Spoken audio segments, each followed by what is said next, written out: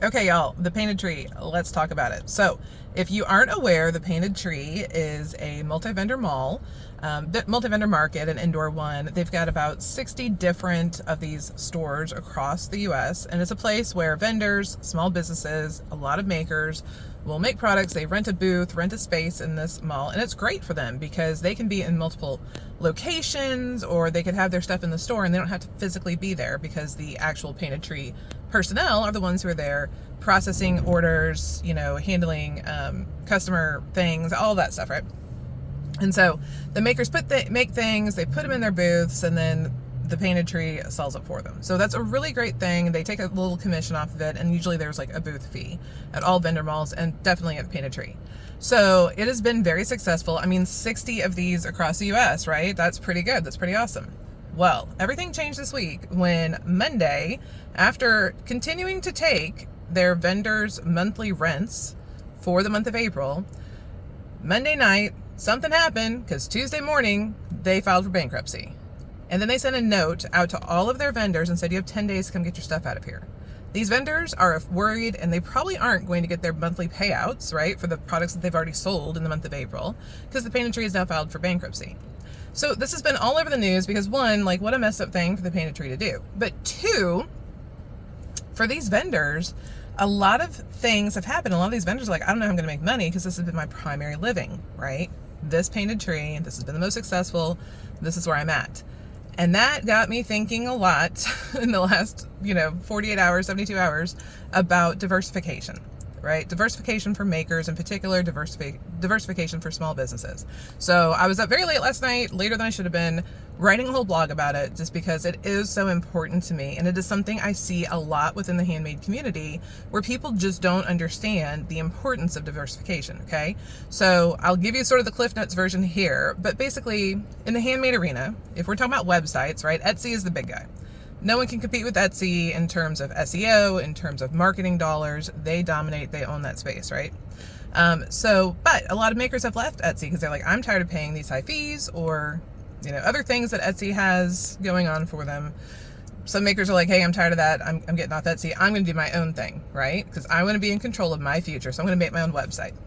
The problem is you can make your own website and it can be beautiful and it can just be absolutely fabulous. But most makers don't have a backlink strategy. They don't have an SEO strategy.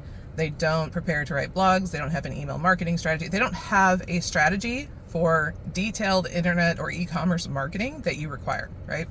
So what have those folks done? They get their own site, and then they're like, oh man, I don't know what to do. And they start looking for other things. And they look for other things to blame or, to factor in as the root cause problem. When really the main issue here was not that they were on Etsy and that things were costing a lot, and that very well could be, but they haven't diversified.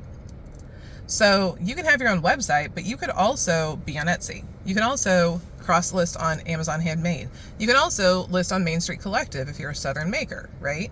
One of our most successful vendors on Main Street Collective, we are not her only platform. We're probably one of 10 platforms that she sells on, and she does great because she's diversified. So for those vendors at the painted tree, the problem with this business model is that they are completely reliant on the painted tree to do their part, to stay in business and to sell their products, right? When you are reliant on one platform, on one system, right? If you rely on a social media platform to be your primary sales channel and they change the algorithm on you, and now your products aren't being distributed as much and you've got to pay to play, that is going to cause a serious impact to your business. If they completely change the algorithm and you simply can't sell much anymore, now you have to go pivot and find some other avenue, some other place where you can sell your goods. So diversify, folks. Look for different avenues. You do not have to be in one place. I have Main Street Collective. I've got other websites that we sell on. We are in multiple vendor malls. We have got places all over for which we market, for which we sell our goods. So makers, here's your tip. Here's a lesson for you. Go check out the blog. It's on Main Street Collective. We're going to put a link to it here. Go check it out, take a read, and then I want to hear from y'all. How have you diversified your businesses? How have you diversified your sales for your handmade businesses outside of traditional weekend markets?